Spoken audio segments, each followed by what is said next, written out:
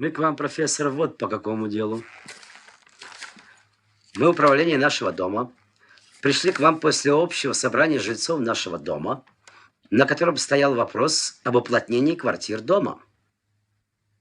Кто на ком стоял? Потрудитесь излагать ваши мысли яснее. Вопрос стоял об уплотнении. А вам известно, что постановлением от 12.04.24 я освобожден от какого-либо уплотнения? Известно.